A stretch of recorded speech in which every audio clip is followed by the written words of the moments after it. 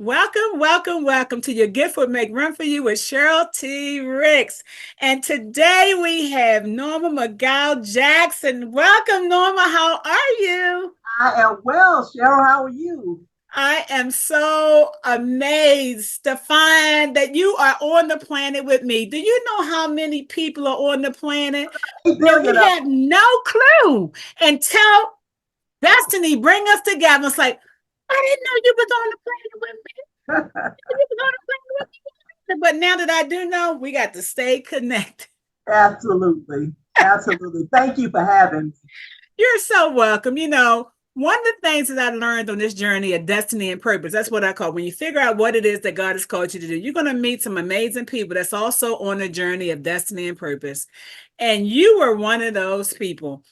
And all the way over there where you are, and I'm all the way over here where I am. But God saw fit for us to come together and have this conversation about how He used us and the gift, talents, and ability that He's given us. So, what I would like for you to do is to introduce yourself and tell us what you're doing, and that'll start our conversation. All right. Well, I am Norma McGowan Jackson. I am here in Tuskegee, Alabama, where I was born and raised. I am a career educator by profession, and I am currently sitting on the council for the city of Tuskegee. I'm a Woo! wife. I'm a wife of 50 years. I'm a mother of two adult children and 10 beautiful grandchildren. Oh wow. That is so what a blessing. Oh my goodness. Absolutely. Absolutely. Hmm. Oh my goodness. I guess if we had to pick one person that simulated or was the vision of everything that most people would like to have, it would probably be you. 50 Oh, year marriage, a successful career, still enjoying life, raising the kids and even I know I gotta be over 40, I guess. well, I was celebrated my 70th birthday in November. So God is good. And you know what? You know what? You better stop. Wait. Ain't no way nobody can believe 70 nothing. Girl, you better pull out that 45-year-old card and say, here, this is what my age is. I wish. You are I mean, there are some things that God can do for us. And one of the things that He does, He keeps the war of life or the beating of life off of you. When you learn to cast your cares on Him, you look amazing. Thank you so much. As the saying goes, thank God I don't look like what I've been through. That's what I'm talking about. So, an educator. So you've been, and now which way did you educate? Was it in high school, Okay. college?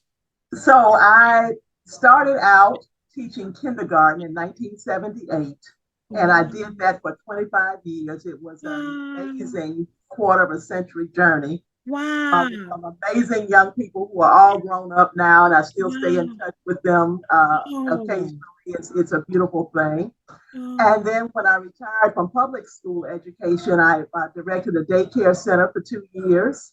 oh, And then wow. I went to work in the juvenile justice system in the education department. And I did that for another 15 years.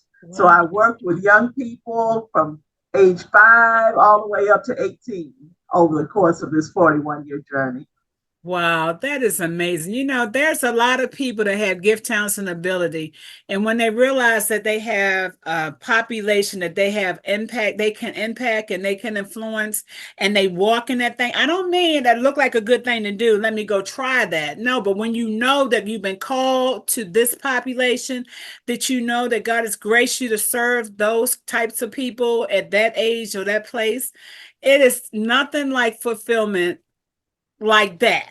Absolutely. Absolutely. And I think I've always known that I wanted to teach. I can remember telling somebody recently, my sister and I were the two children that grew up together. We had a little brother who passed when he was a baby. So it was just my sister and myself. But every chance I got, I was setting up a classroom. She was my student, and whatever dolls we had left were the other students.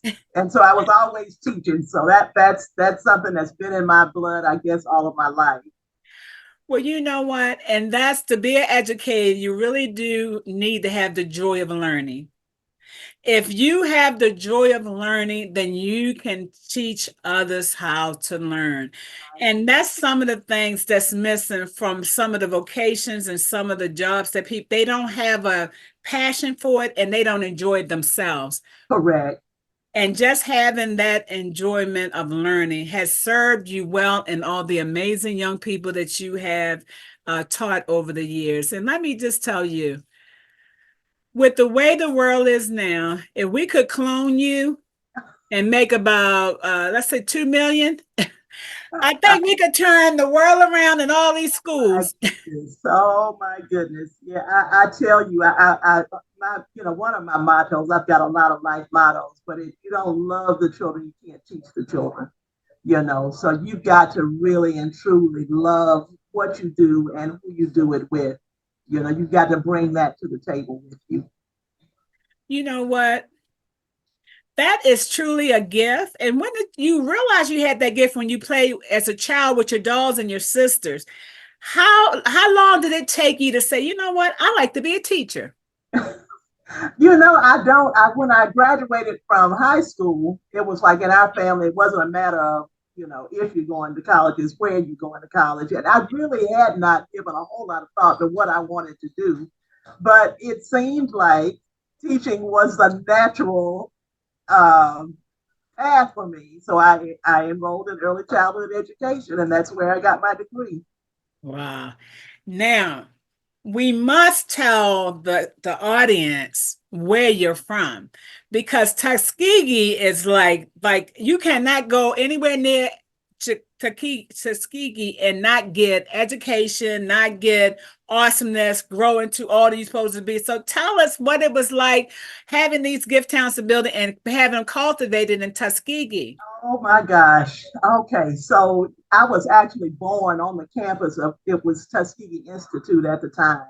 In 1953, we had a hospital. It was John Andrew Memorial Hospital. And I was born there. My oldest child was actually born there 22 years later. Um, I was nurtured in a wonderful village. I grew up in a community that was called Greenwood.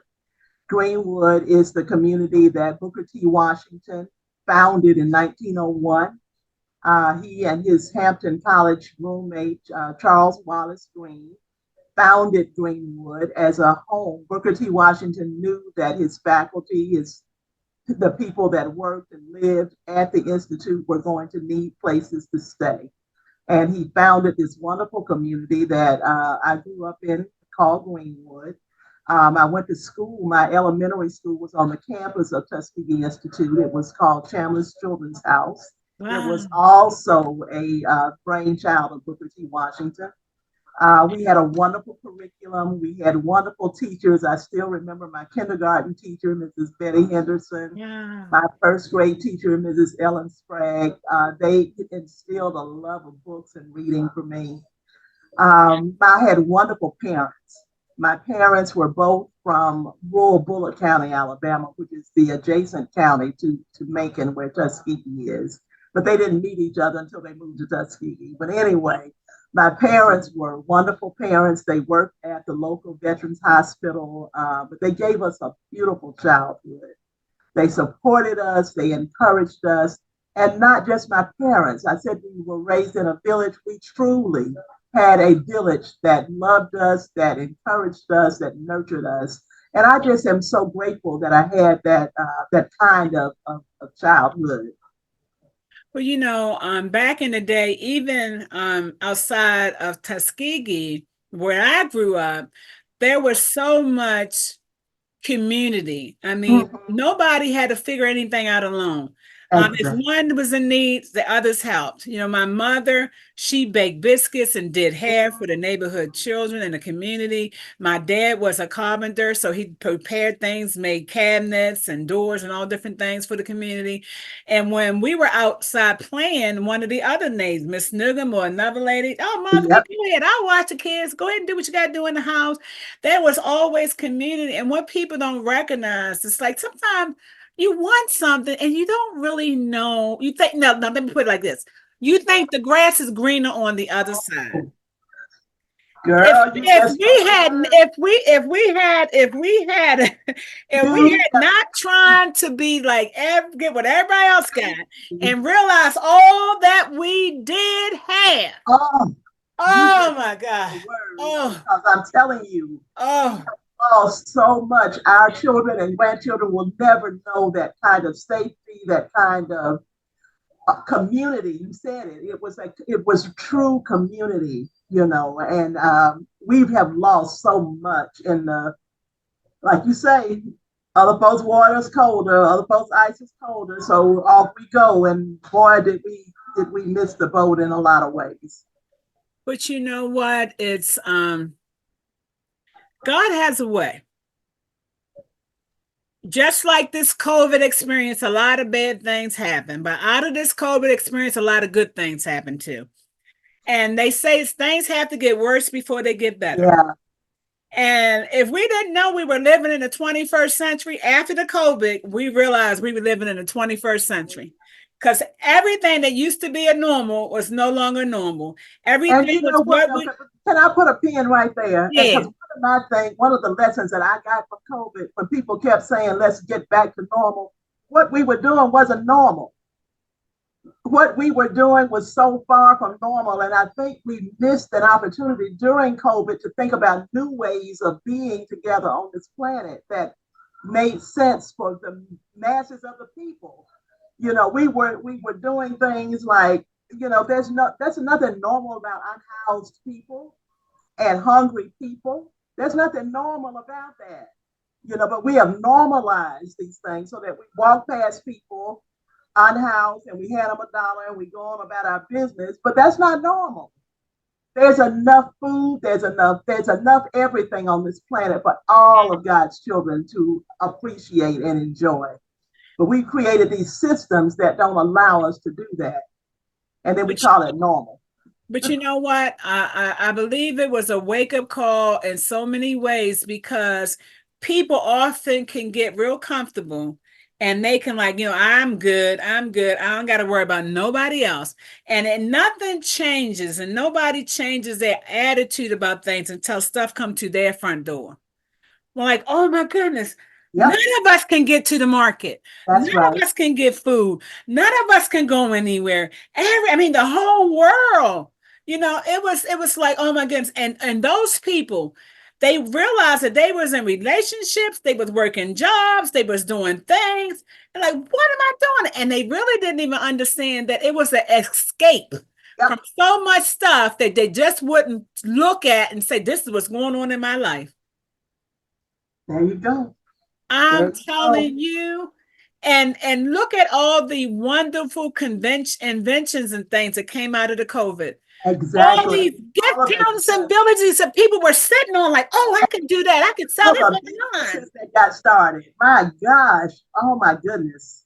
You Yes. would you would have think Booker T. Washington came back to life during the pandemic. He said, "Get up, get that talent. You got skill. You're a multimillionaire. But what God That's gave you?" right. That's right. That's right. That is so true. I'm Oh telling my you. goodness.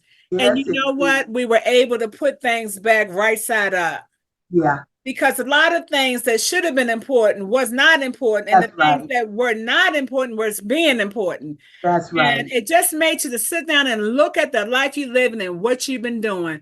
And I think Absolutely. it was a way for God to get everybody on notice and say, you know what? You think it's your job. You think it's that man. You think it's that woman. You think it's that gift. You think it's this stuff. No, I am God. And you need to put your attention on me. Look, I'm the one that makes this possible. And when That's God right. showed himself to the world in a way like, oh, okay. Oh, you don't need me? You think you all good by yourself? Okay, go ahead. Go ahead. See what you can do without me. And it's not over. We I ain't through know. learning because we got to get through 2024. But you know what? Everybody' eyes has been opened. Yeah, And hopefully. if you'd like to see, you can. And if you don't, there will be consequences for not opening your eyes. Absolutely. Absolutely. And I'm telling Absolutely. you, when I found out that there was such a woman as Norma Jackson, I said, you know what? I need to find out how she's used all these gift, talents, and ability to serve the world like she has all these years. Let me ask you about, you went from the kindergarten, then you went to the juvenile justice system. How was it taking those kids that were, incarcerated in some kind of way? Yeah, How was it to give to them the best education they could get behind those walls? yeah.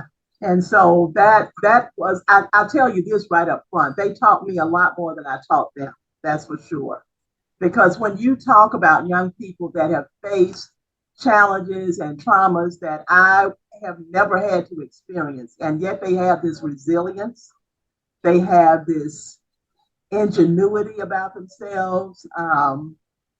It was a learning experience for me, and it was also an opportunity for me to mirror to them the greatness that they were, regardless of their circumstances. Regardless of their circumstances, there was a light inside of them that I was able to hold a mirror up and allow them to see. And it was totally a transformative process on both ends, for sure. Wow. Sometimes, we can make a decision or choice for our lives, and we can find ourselves in a place where we like, how did I get here? Right. I should have did that instead of that. But what we don't understand is that our lives have been orchestrated, and the things that we think are the terrible things, God used us to do a work in us. He Absolutely. uses those things to prepare us for what He's called us to do. And I don't know Absolutely. how many people I heard that got incarcerated in some kind of way. If it wasn't for this incarceration, I would have been dead or I would have wrecked myself. But I was able to sit down and look at the life I've been living and look at, oh my goodness, I was throwing my life away.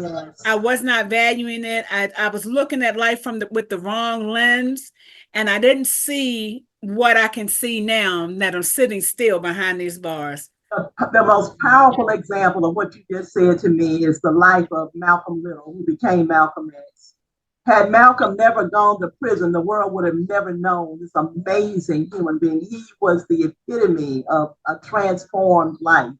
And he did that behind prison bars, you I, know. I think it has something to do with sitting still where you can't run and you can't run away from yourself. You can't run away from your life. You can't run away from, whatever you're dealing with. It's something. And I believe all of us need to have a sit down moment. It don't always have to be behind a jail cell, That's right. but we need to sit down and say, what am I living? How's this serving me? How is it not serving me?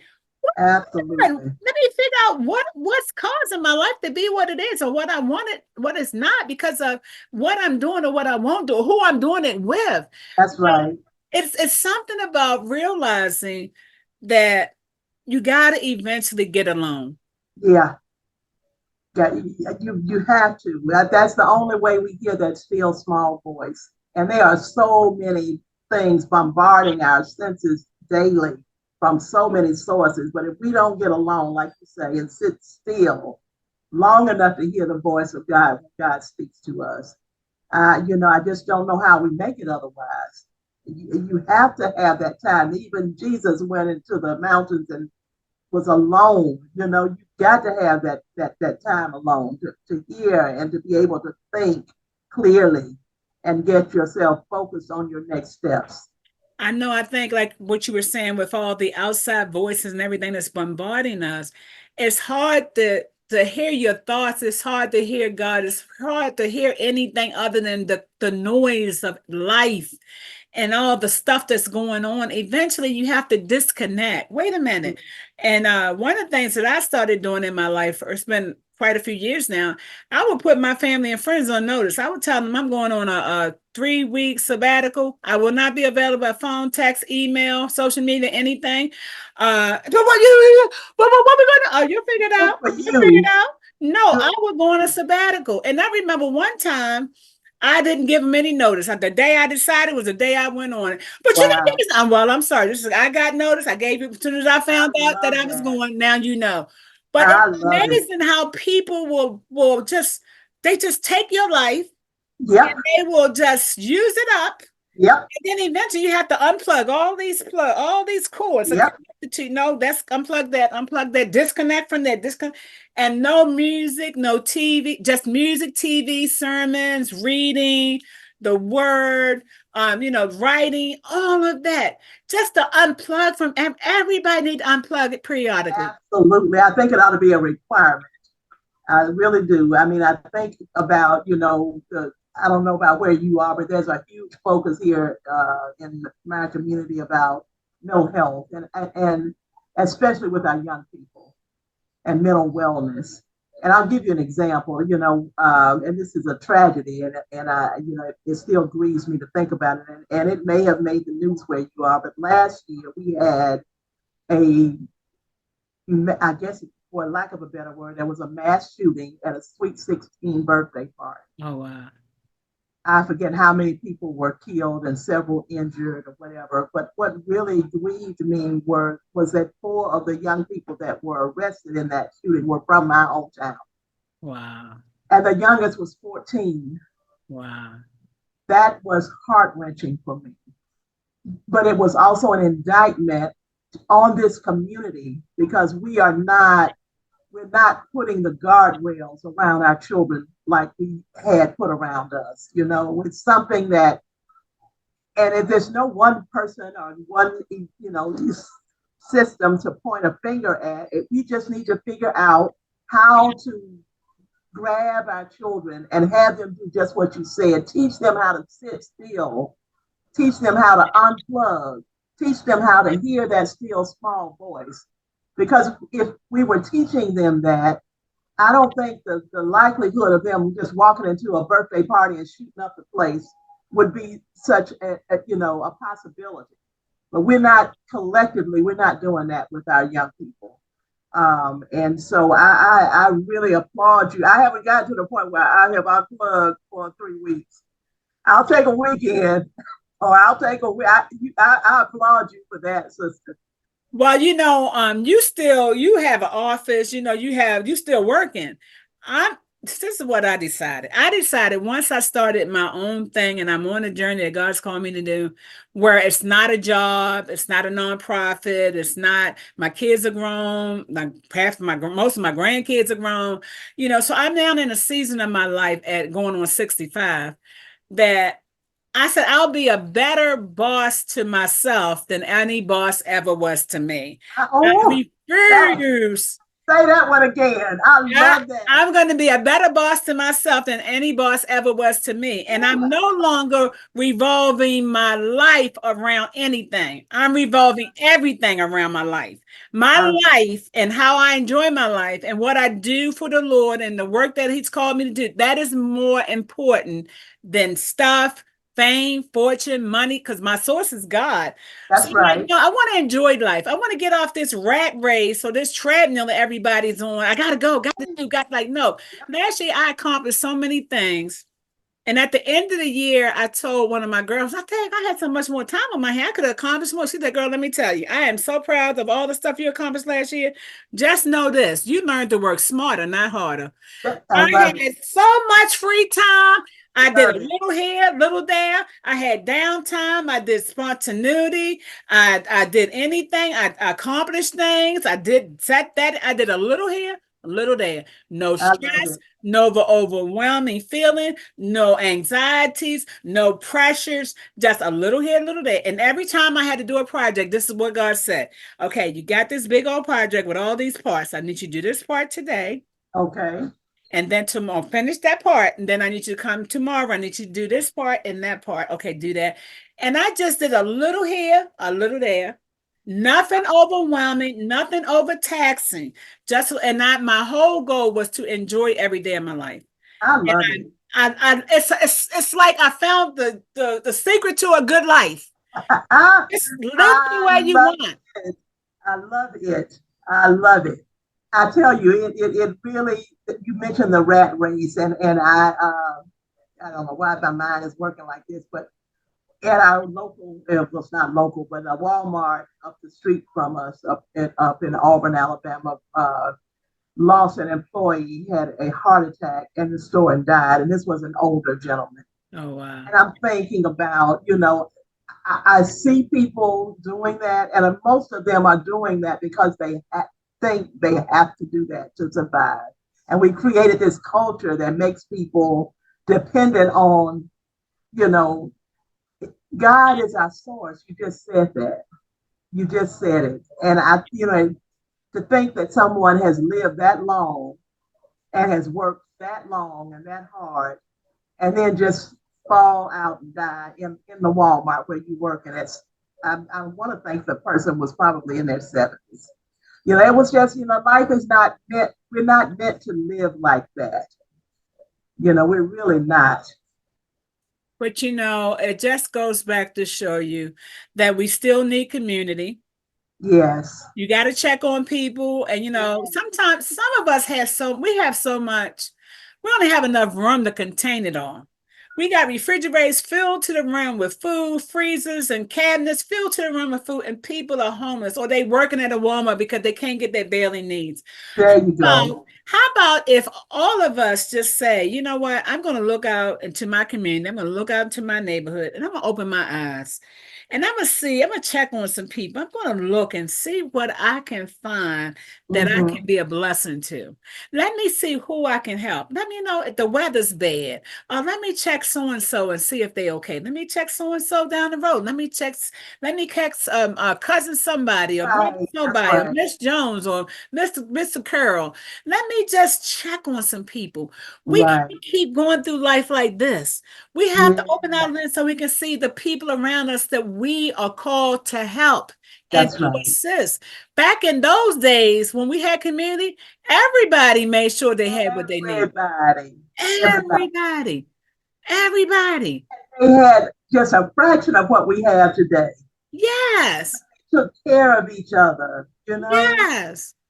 One of the things that I realized about life is that we can get so busy doing what we feel we need to do that we're not letting ourselves become the people that was there for us. If we didn't, as a young person, we didn't have the people, the adults that came alongside us to show us the way and so that we can ask our questions and get right answers. That's right. Have a place to say, no, you running down the wrong way. Come in, let me talk to you. That's right. We need to do that for people today. Absolutely. And I tell you, it's not as easy as it was then because we have raised 2 or 3 generations of young people who,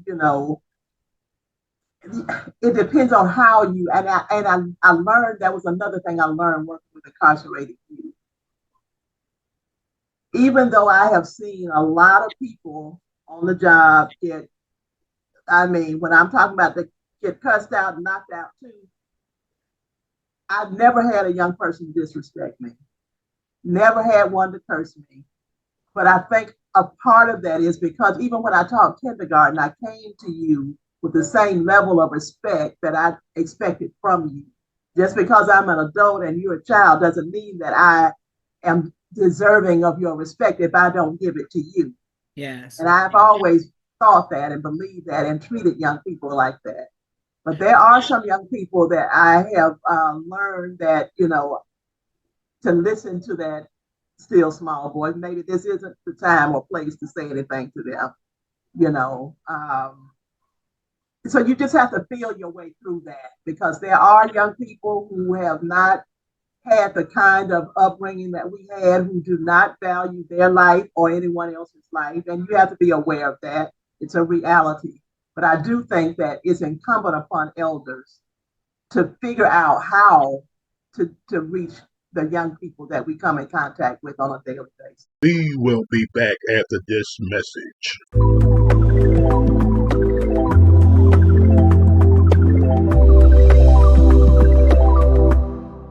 Cheryl T. Ricks is the author of the published book, Sister Circle, The Power of Sisterhood, a guide to becoming the woman God designed you to be. Cheryl is the president, founder, and CEO of the Women Empowerment Circle, LLC. Her book is changing lives. It is a book for women that describes how important unity among women is to every woman's wholeness. It shows that a sister circle will help women understand the womanhood process and how to avoid the pitfalls that women often experience. It teaches women how to value themselves and each other.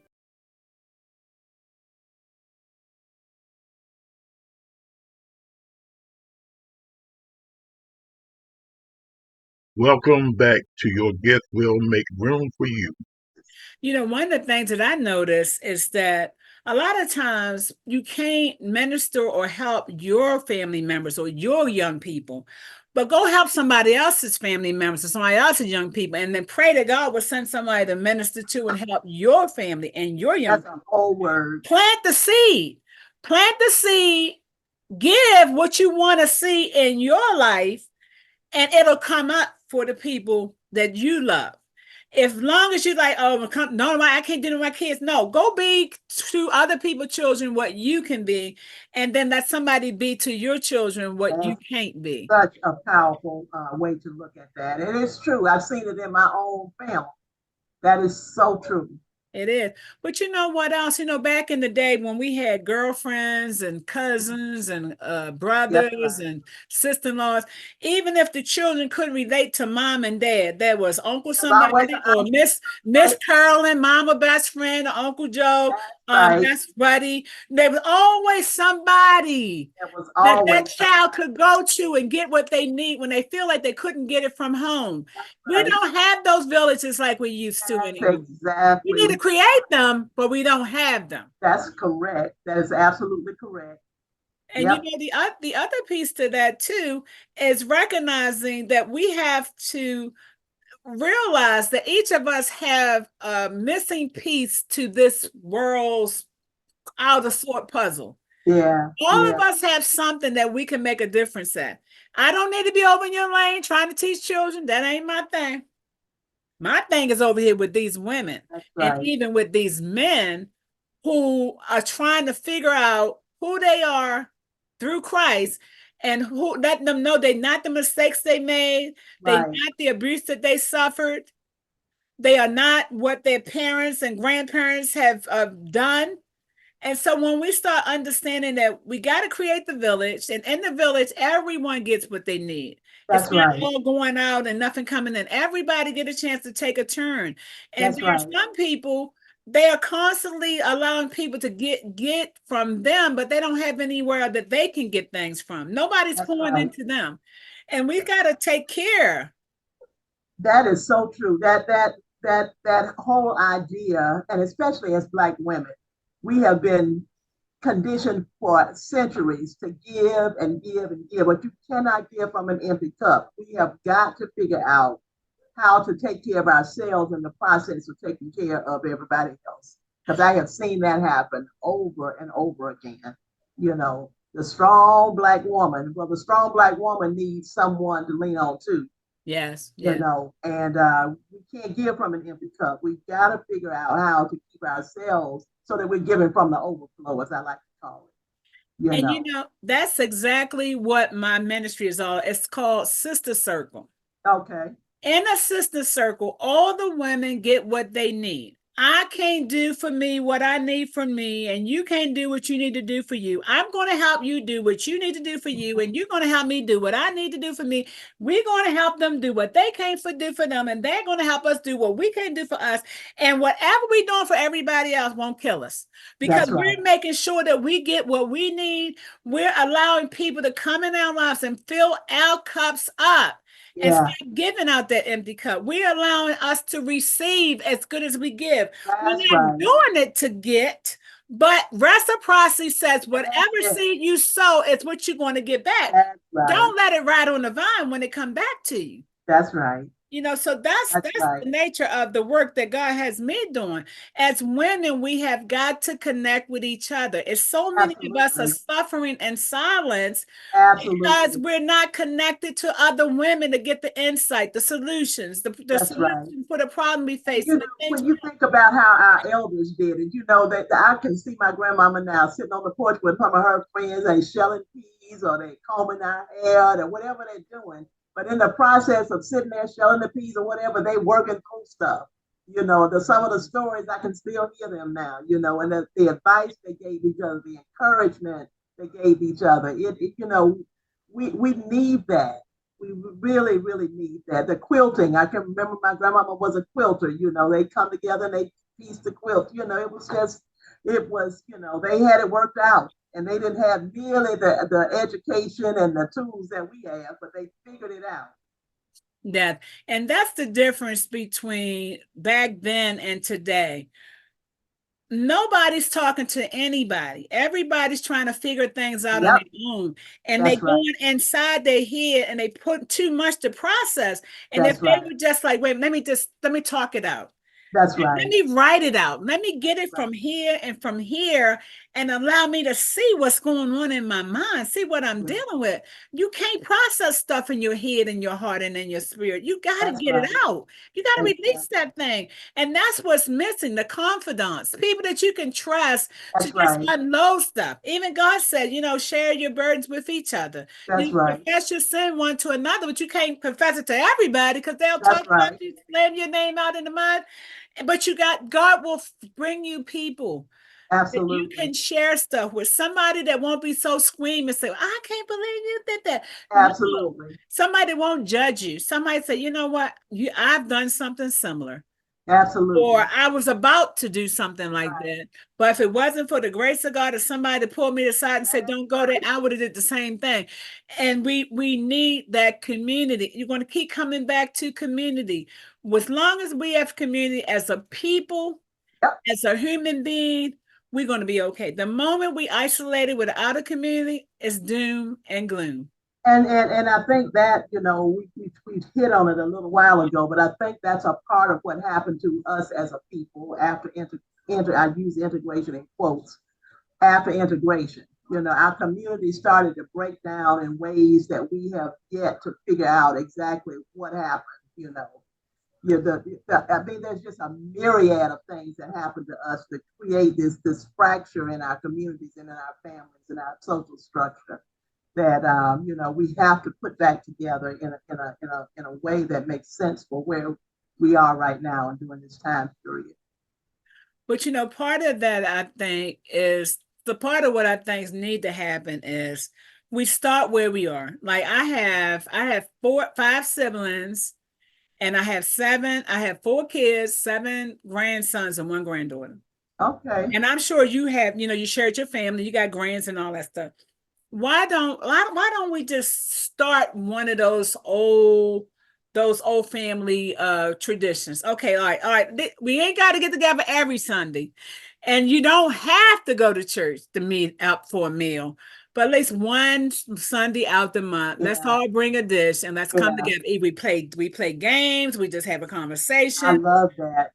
Just start there. And even Yeah. with the games that we used to play, we went outdoors and played games, You play hopscotch, paintball, Skelly, jacks, yes, I used to two, love jazz. double dutch. Show them kids how to play Oh the game. yeah.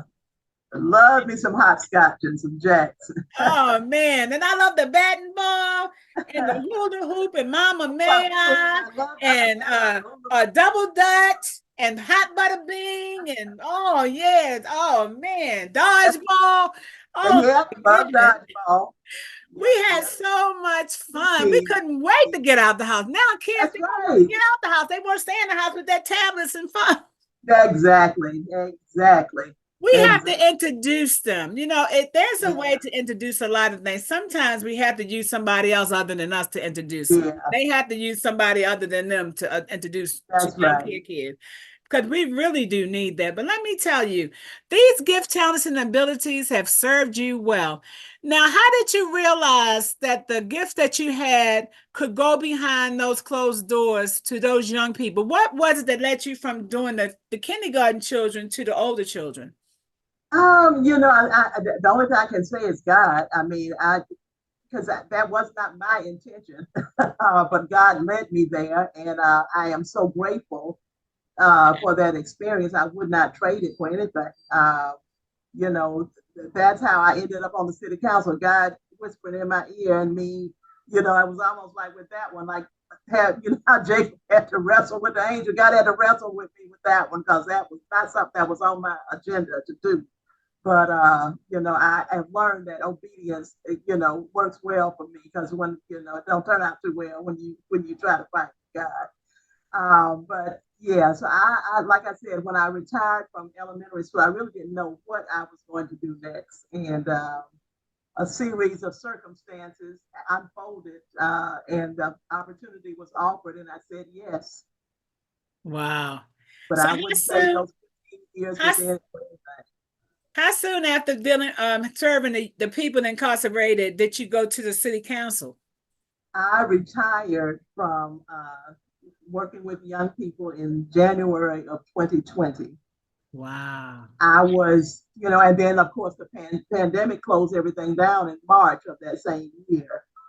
And so I was content to do absolutely nothing, you know, but somehow God started, showing me things, and looking at my community, and, you know, I, I don't know how that guy talked me into that, because that was not on my list of things to do. But like I said, I'm attentive to God's voice, and I started to open myself up to the possibility.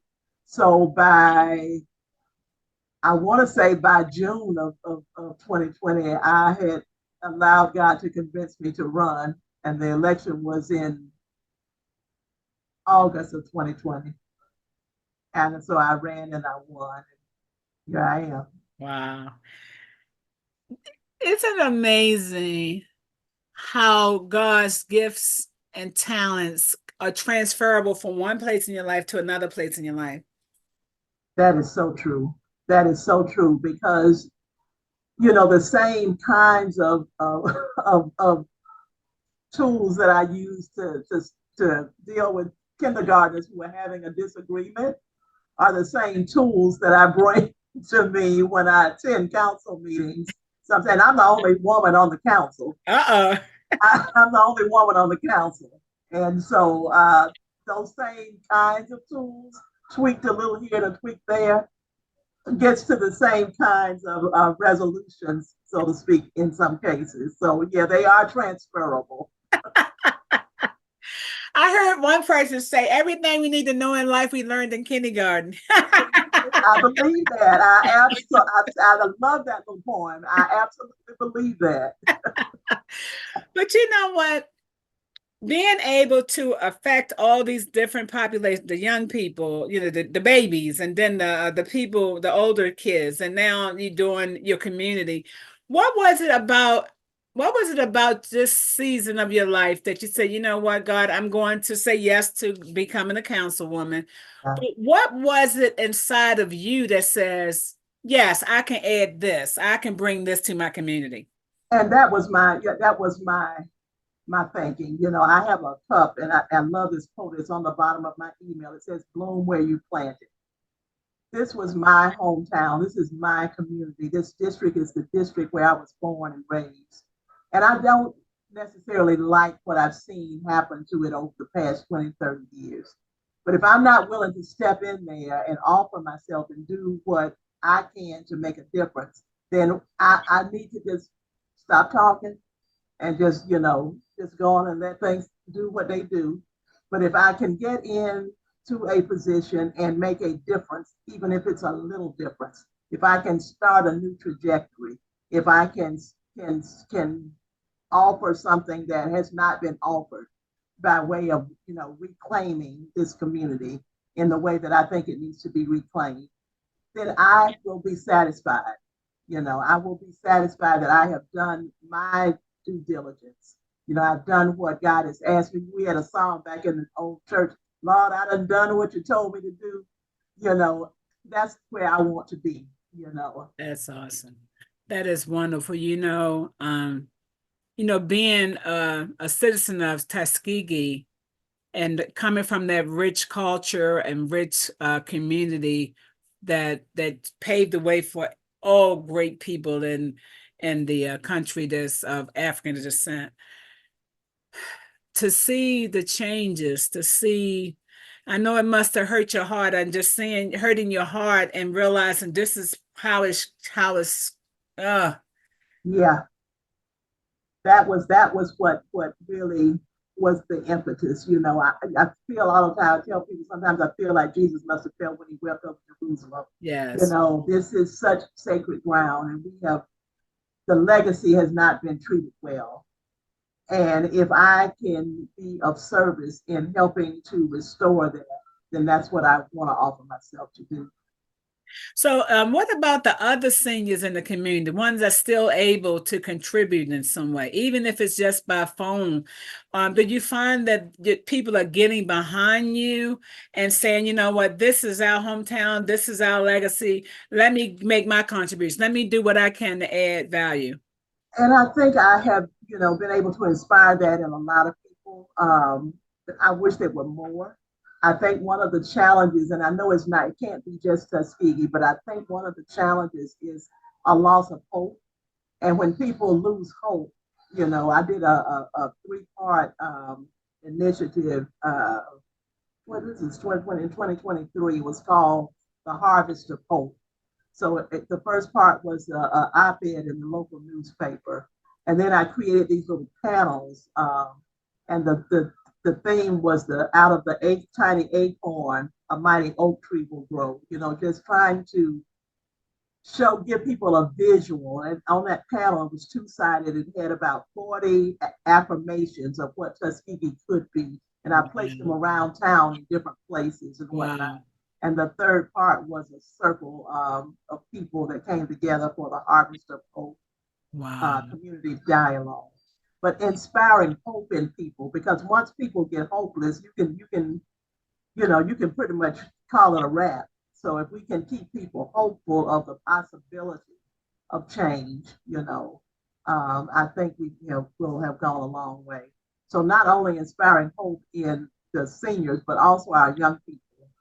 Our young people need pick up the torch and take it. Yes, rebuild. Yes. To let them. That's the other thing that I think we as elders don't do too well, is passing that baton.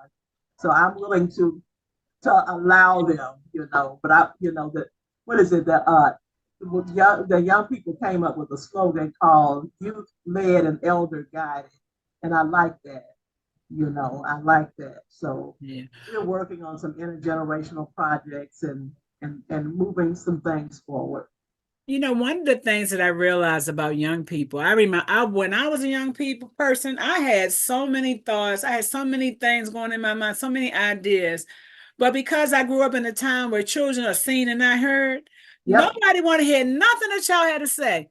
Let me tell you, these young people and children know enough. They learning a lot. They figuring out a lot. They seeing where we messing up. We seeing what could be better. All we have to do is ask them. I agree. Give your input. What do you think about it? What would you do? What do you think could fix this? What do you think is needed? Let them children give input. We cannot, just like people, the people of color.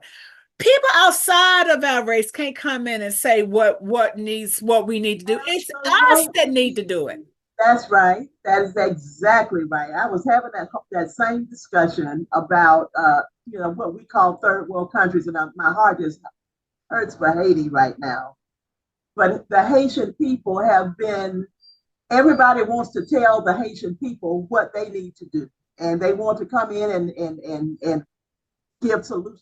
The Haitian people need the opportunity. Take your foot off Haiti's neck long enough for the people to figure out what they want and what they want to do. And we create these crises and we come in and try to save folk from the crisis we created, and it's just a mess. But you were right. We know what we need. We can figure that out. Yeah, but it happens one person at a time. It's a big world. Yeah. And we all are living one small piece of it. If each of us in the world that we have created and the places we travel along the way, if we would just drop a little here, drop a little there, add a little there, give a little there, you'd be surprised how it's not going to happen from up there down here. It's going to happen from down here up there. That's it. That's it. Bloom where you're planted. That's my motto. Yeah, I saw that. And that is it. We keep looking at what needs to be done. I think it's a saying to go like this. If it's not you, then who? If it's not now, then when? That's it. Yep. So it's like, don't worry about the big problem. Just the little one that you see every day. Do something. What can you do to fix that problem? How can you contribute? You're either going to be a part of the problem or you're going to be a part of the solution. Pick your That's side. somebody raised in the 60s saying that. Pick your side.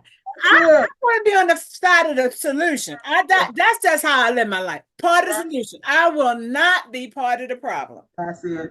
That's And it. so if more of us would say, you know what, I can't do that, but I can do this. That's it. That's it.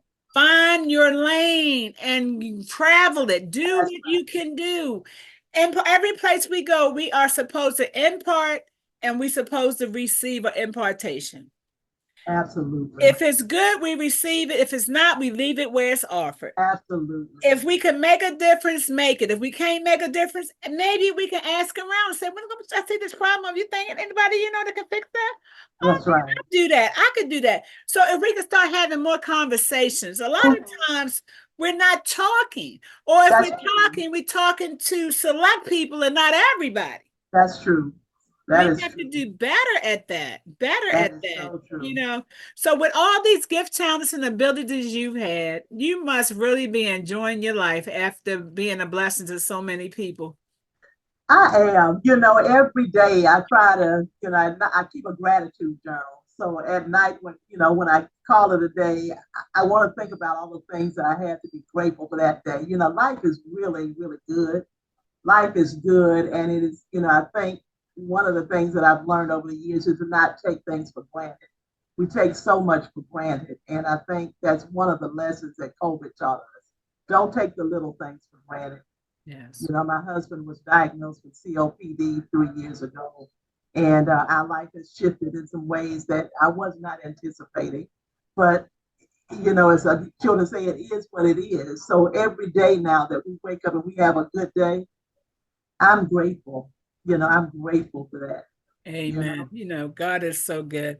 And it's just for those people who have gift, talents, and ability, and they have not put them to use to make an impact in their communities, what would you say to those people about using their gifts, talents, and abilities? Nothing that you do for the good is too little. Every little bit that you do matters, in the grand scheme of things. You might not think it does, but it does. So just do what you can where you are, and that will have to be enough. But to do nothing is not an option. Amen. Amen. That is so amazing. So I just really have enjoyed you sharing how, you're using your gift, talent, and ability to make the community better. And I know all those young people that you still stay in touch with.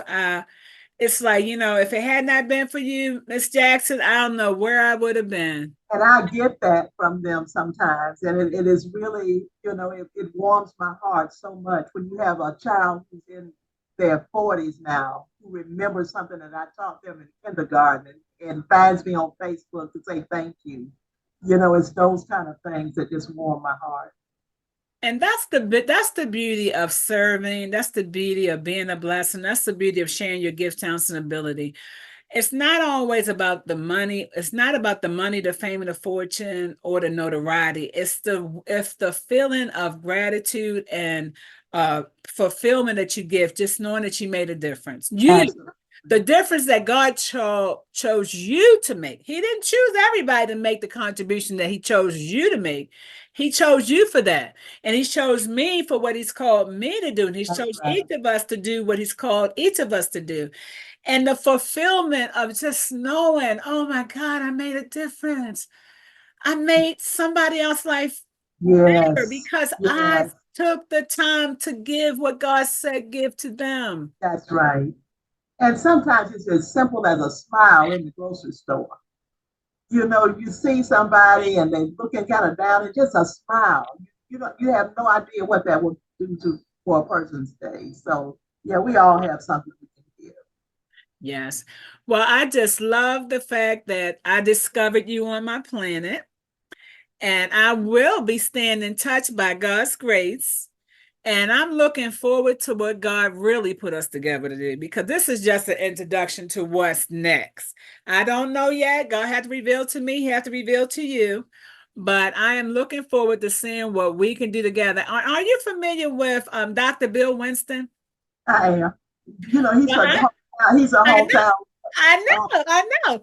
Well, last year I went through his Joseph Business School program for the 4 months. Okay.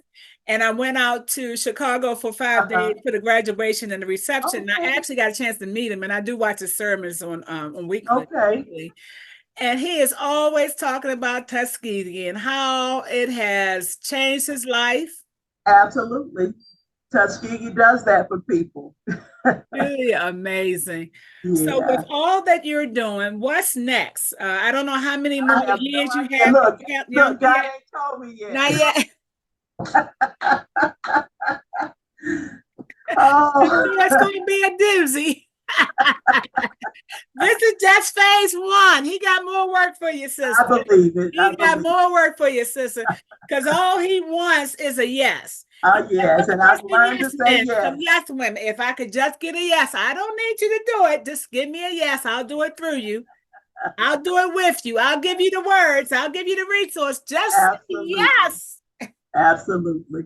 So I have enjoyed this time together. I thank you for sharing all the ways God has allowed you to use your gift, talents, and ability. Keep doing what you're doing, because He is well pleased with you. And while I have you, before you leave, please share how people can get in touch with you, or anything that you may want to share with the world or your community, what you would like for them to help you do. Is anything? Well, I'm not a big tech person, but if there's anybody out there who is on Facebook, I am on Facebook, Norma McGowan Jackson. I do have a few projects that I'm working on that, if people would like to learn more about, they can send me a messenger on Facebook, and I will share that. And basically, it's about, uncovering those gems in Tuskegee that have been hidden for too long. Yes. Well, you know what? With people like you in Tuskegee and on this planet, the darkness is not going to win. Light will always overshadow darkness. And the people that God have on this planet will always make a way for God to do what He wants done in the earth. So keep doing what you're doing, and just know that there's other people out there that's working alongside you too. So Thank you you be so blessed. much. You be God bless blessed as well, you. and thank you for having me. You're welcome. Take care. Bye All bye. right. Bye bye.